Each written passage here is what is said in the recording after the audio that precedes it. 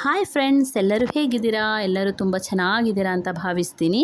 ಇವತ್ತು ನಾನು ಪಾಕ ಇಲ್ಲದೆ ಹೇಗೆ ಅತ್ಯಂತ ಸುಲಭವಾಗಿ ನೀವು ರವೆ ಲಾಡುವನ್ನು ಮಾಡ್ಬೋದು ಅಂತ ಹೇಳಿ ತೋರಿಸ್ಕೊಡ್ತೀನಿ.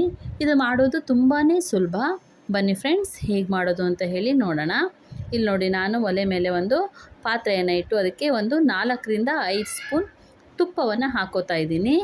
ತುಪ್ಪ ಕರಗಿದ ಮೇಲೆ ಇದಕ್ಕೆ ನಾನು ಚಿಕ್ಕದಾಗಿ ಕಟ್ ಮಾಡಿ ಇಟ್ಕೊಂಡಿರುವಂತಹ ಡ್ರೈ ಫ್ರೂಟ್ಸನ್ನು ಹಾಕ್ತಾಯಿದ್ದೀನಿ. ಇದನ್ನು ಫಸ್ಟು ನಾನು ಚೆನ್ನಾಗಿ ತುಪ್ಪದಲ್ಲಿ ಹುರ್ಕೋತೀನಿ. ಇದನ್ನು ಇವಾಗ ನಾನು ಹುರ್ಕೊಂಡು ಬೇರೆ ಒಂದು ಪಾತ್ರೆಗೆ ಎತ್ತಿಟ್ಕೋತಾ ಇದ್ದೀನಿ. ಎತ್ತಿಟ್ಕೊಂಡು ಇದೇ ತುಪ್ಪದಲ್ಲಿ ನಾನು 2 ಕಪ್ ರವೆಯನ್ನು ತೊಗೊಂಡಿದ್ದೀನಿ. ಸಣ್ಣ ರವೆ ಬರುತ್ತಲ್ವ, ಆ ರವೆಯನ್ನು ನಾನಿವಾಗ ಇದೇ ತುಪ್ಪದಲ್ಲಿ ಚೆನ್ನಾಗಿ ಒಂದು 10 ನಿಮಿಷ ಚೆನ್ನಾಗಿ ಸಣ್ಣ ಉರಿಯಲ್ಲಿ ಹುರ್ಕೋಬೇಕಾಗುತ್ತೆ. ಇವಾಗ ಇಲ್ಲಿ ನೋಡಿ, ನಾನು ಈ ತುಪ್ಪದಲ್ಲಿ ಇವಾಗ ಚೆನ್ನಾಗಿ ಹುರ್ಕೋತೀನಿ. ಎಷ್ಟೋ ಸಲ ಕೆಲವೊಬ್ಬರು ರವೆ ಲಾಡುವನ್ನು ಮಾಡಬೇಕು ಅಂತ ಅನ್ಕೋತಾರೆ ಹಬ್ಬಗಳಲ್ಲಿ. ಆದರೆ ರವೆ ಲಾಡು ಮಾಡೋದಕ್ಕೆ ಪಾಕ ಮಾಡ್ಕೋಬೇಕು, ಆ ಪಾಕ ಕರೆಕ್ಟಾಗಿ ಬರಬೇಕು, ಇಲ್ಲಾಂದರೆ ಲಾಡು ಕಟ್ಟೋಕ್ಕೆ ಬರೋದಿಲ್ಲ ಅಂದ್ಬಿಟ್ಟು ಲಾಡು ಮಾಡೋದಕ್ಕೆ ಹೋಗೋದಿಲ್ಲ. ಅದಕ್ಕೋಸ್ಕರನೇ ನಿಮಗೆಲ್ಲ ಈಸಿ ಆಗಲಿ ಅಂತಲೇ ನಾನು ಪಾಕ ಇಲ್ಲದೇ ಹೇಗೆ ನಾವು ಸುಲಭವಾಗಿ ಲಾಡುವನ್ನು ಮಾಡ್ಬೋದು ಅಂತ ತೋರಿಸ್ಕೊಡ್ತಿದ್ದೀನಿ. ನೀವು ಕೊನೆವರೆಗೂ ವಿಡಿಯೋ ನೋಡಿ, ನಿಮಗೆ ಗೊತ್ತಾಗುತ್ತೆ. ಇದರಲ್ಲಿ ಯಾವುದೇ ಪಾಕ ಮಾಡುವಂಥ ಅವಶ್ಯಕತೆ ಇರೋದಿಲ್ಲ. ಸೊ ಇಲ್ಲಿ ನೋಡಿ, ಇವಾಗ ರವೆ ಚೆನ್ನಾಗಿ ಹುರ್ಕೊಂಡಿದ್ದೀನಿ. ಇವಾಗ ಇದೇ ರವೆಗೆ ನಾನು ಒಂದು 3/4 ಕಪ್ ಆಗುವಷ್ಟು ಒಣ ಕೊಬ್ಬರಿಯನ್ನು ತುರಿದು ಇಟ್ಕೊಂಡಿದ್ದೆ, ಅದನ್ನು ಸಹ ಸೇರಿಸ್ತಿದ್ದೀನಿ. ಅದನ್ನು ಸೇರಿಸ್ಕೊಂಡು ಒಂದು 5 ನಿಮಿಷ ಚೆನ್ನಾಗಿ ಮತ್ತೆ ಇದನ್ನು ಹುರ್ಕೋಬೇಕಾಗುತ್ತೆ. ಇಲ್ಲಿ ನೋಡಿ, ಇವಾಗ ನಾನು ಇದನ್ನು ಚೆನ್ನಾಗಿ ಹುರ್ಕೋತೀನಿ. ಇದಕ್ಕೆ ಯಾವುದೇ ಪಾಕ ಮಾಡುವಂಥ ಅವಶ್ಯಕತೆ ಇರೋದಿಲ್ಲ. ಇದು ಹುರ್ಕೊಂಡ್ರೆ ಆಯಿತು. ಇದೇ ಹುರಿಯೋದೇ ಇದು ದೊಡ್ಡ ಕೆಲಸ. ಅದಾದಮೇಲೆ ನೀವು ತುಂಬ ಸುಲಭವಾಗಿ ಇದನ್ನು ಕಟ್ಕೋಬೋದು ಲಾಡು. ಇವಾಗ ಹುರಿದಿದ್ದು ಆಗಿದೆ. ಗ್ಯಾಸನ್ನು ಆಫ್ ಮಾಡ್ತಿದ್ದೀನಿ. ಇವಾಗ ನಾನು ಸಕ್ಕರೆಯನ್ನು ಪುಡಿ ಮಾಡ್ಕೋತಾ ಇದ್ದೀನಿ. 2 ಕಪ್ ರವೆ ತೊಗೊಂಡಿದ್ದೆ ಅಲ್ವಾ, ಸೊ ಅದಕ್ಕೋಸ್ಕರ 1.5 ಕಪ್ ಸಕ್ಕರೆಯನ್ನು ನಾನಿಲ್ಲಿ ಪುಡಿ ಮಾಡ್ಕೋತಾ ಇದ್ದೀನಿ. 1.5 ಕಪ್ ಸಾಕಾಗುತ್ತೆ. ಕರೆಕ್ಟಾಗಿ 2 ಕಪ್ ರವೆಗೆ 1.5 ಕಪ್ ಸರಿಯಾಗುತ್ತೆ. ಅದ್ರ ಜೊತೆಗೆ 2 ಏಲಕ್ಕಿಯನ್ನು ಹಾಕಿ ಇದನ್ನು ಇವಾಗ ಪೌಡ್ರ್ ಮಾಡ್ಕೊಬರ್ತೀನಿ. ಇದನ್ನು ಪೌಡ್ರ್ ಮಾಡಿಕೊಂಡು ಆಲ್ರೆಡಿ ನಾನು ಹುರ್ಕೊಂಡು ಇಟ್ಕೊಂಡಿದ್ದೀನಲ್ವ ರವೆ, ಅದನ್ನು ಇವಾಗ ಒಂದು ಪಾತ್ರೆಗೆ ನಾನು ಹಾಕೋತಾ ಇದ್ದೀನಿ. ಇದನ್ನೆಲ್ಲ ಒಂದು ಪಾತ್ರೆಗೆ ಹಾಕ್ಕೊಂಡು ಪೌಡ್ರ್ ಮಾಡ್ಕೊಂಡಿರುವಂತಹ ಸಕ್ಕರೆ ಪುಡಿಯನ್ನು ಇವಾಗ ಇದಕ್ಕೆ ಸೇರಿಸ್ತಿದ್ದೀನಿ. ಇದೆರಡನ್ನು ಚೆನ್ನಾಗಿ ಮಿಕ್ಸ್ ಮಾಡ್ಕೋಬೇಕಾಗುತ್ತೆ. ಸಕ್ಕರೆ ಪುಡಿ ಮತ್ತು ರವೆ ಎರಡು ಚೆನ್ನಾಗಿ ಮಿಕ್ಸ್ ಆಗಬೇಕು.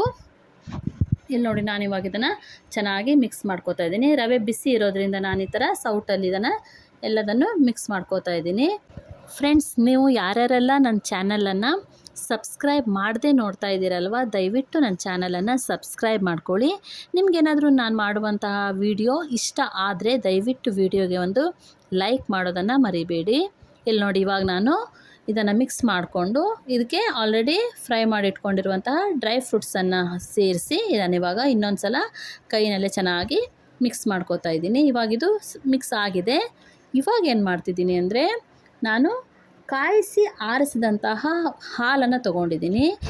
ಇವಾಗ ಹಾಲನ್ನು ಸ್ವಲ್ಪನೇ ನೋಡ್ಕೋತಾ ನೀವು ಹಾಕಬೇಕಾಗುತ್ತೆ. ಒಂದೇ ಸಲ ಹಾಲನ್ನು ಹಾಕಬೇಡಿ, ಆಮೇಲೆ ಉಂಡೆ ಕಟ್ಟೋಕ್ಕೆ ಬರೋದಿಲ್ಲ. ತುಂಬ ತೆಳುವಾದರೆ ಸ್ವಲ್ಪನೇ ನೋಡಿಕೊಂಡು ಹಾಲನ್ನು ಹಾಕೋತಾ ಮಿಕ್ಸ್ ಮಾಡ್ಕೋತಾ ನೀವು ಇವಾಗ ಉಂಡೆಯನ್ನು ಕಟ್ಕೋಬೋದು. ತುಂಬ ಸುಲಭವಾಗಿ ಉಂಡೆಯನ್ನು ಕಟ್ಬೋದು.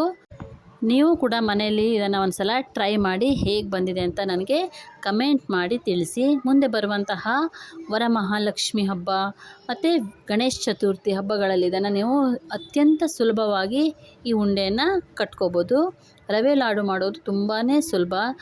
ಇವಾಗ ನಾನು ಮಾಡಿ ತೋರಿಸಿದ ಥರನೇ ನೀವು ಮಾಡಿದ್ರೆ ನಿಮಗೆ ಸ್ವಲ್ಪನೂ ಕಟ್ಟೋದಕ್ಕೆ ಕಷ್ಟ ಅನಿಸಲ್ಲ.